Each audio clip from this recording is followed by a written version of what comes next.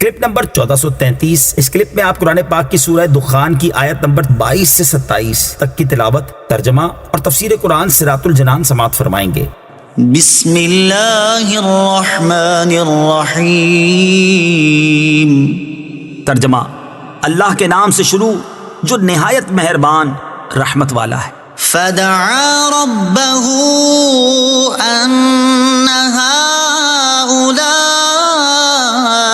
قوم مجرمون فأسر بعبادی لیلا انکم متبعون۔ ترجمہ: تو اس نے اپنے رب سے دعا کی کہ یہ مجرم لوگ ہیں، تو ہم نے فرمایا کہ میرے بندوں کو راتوں رات لے کر نکل جاؤ، ضرور تمہارا پیچھا کیا جائے گا۔ فدعا ربہ، تو اس نے اپنے رب سے دعا کی۔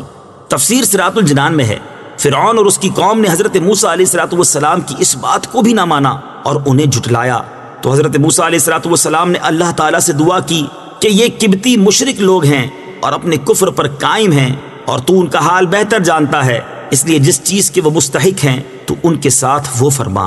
فَأَسْرِ بِعِبَادِي لَيْلًا، تو میرے بندوں کو راتوں رات لے کر نکل جاؤ۔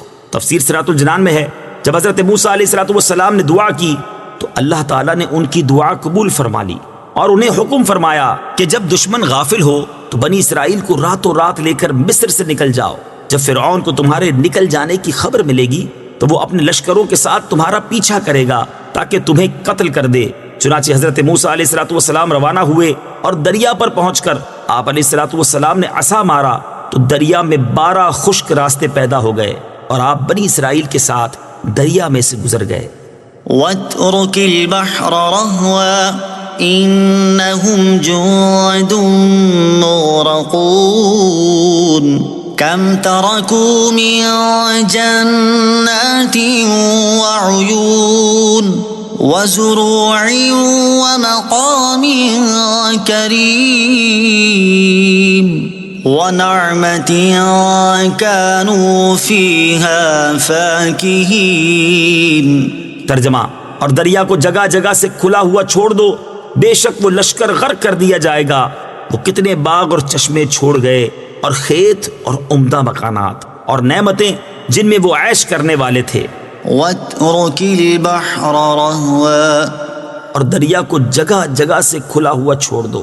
تفسیر صراط الجنان میں ہے، اس آیت اور اس کے بعد والی 3 آیات کا خلاصہ یہ ہے کہ حضرت موسیٰ علیہ السلام کے پیچھے فرعون اور اس کا لشکر آ رہا تھا۔ اس پر آپ علیہ السلام نے چاہا کہ پھر عصا مار کر دریا کو ملا دیں تاکہ فرعون اس میں سے گزر نہ سکے، تو آپ کو حکم ہوا دریا کو جگہ جگہ سے گزرنے کے لیے کھلا ہوا چھوڑ دو تاکہ فرعونی ان راستوں سے دریا میں داخل ہو جائیں، بے شک وہ لشکر غرق کر دیا جائے گا۔